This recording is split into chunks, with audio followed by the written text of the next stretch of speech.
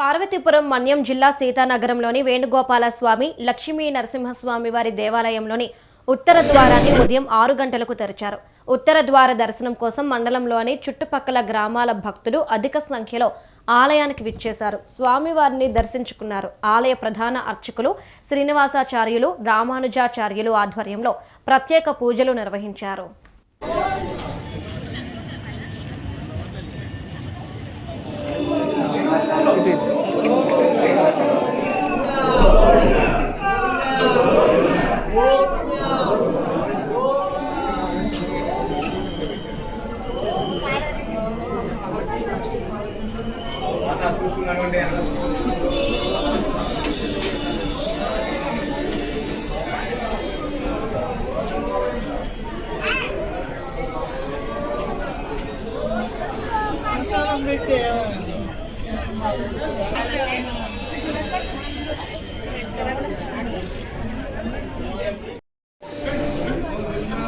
సీతానగరం గ్రామంలో సువర్ణముఖి నది తీరాన వేయించేసినటువంటి రుక్మిణి సత్యభామ శ్రీ వేణుగోపాల స్వామివారి ఆలయం నుండి ధనుర్మాస మహోత్సవాలు డిసెంబర్ 16 నుంచి 16 నుంచి ప్రారంభించబడి ఈ రోజు వరకు కూడా జనవరి 14వ తారీఖు భోజన వరకు కార్యక్రమాలు జరుగుతాయి.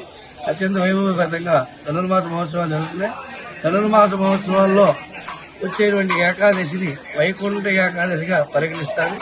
ఈ వైకుంఠ ఏకాదశి నాడు ఉత్తర ద్వారంలో ఉండేటువంటి ఆ శ్రీమన్నారాయణుని ఎవరైతే దర్శనం చేసుకుంటారో వాళ్ళు ముక్తిని మోక్షాల్ని పొందుతారు అన్నలో సందేహం లేదు. కనుక ఈ పవిత్రమైనటువంటి సువర్ణముఖి నదీ తీరాన్ని వేయించేసినటువంటి రుక్మిణి సత్యభామ శ్రీ వేణుగోపాల స్వామి వారి ఉత్తర ద్వార దర్శనాన్ని ఏర్పాటు చేయడం జరిగింది.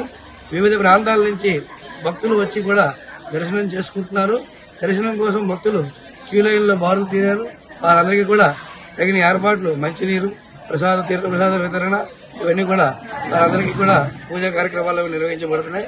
జై శ్రీమన్నారాయణ.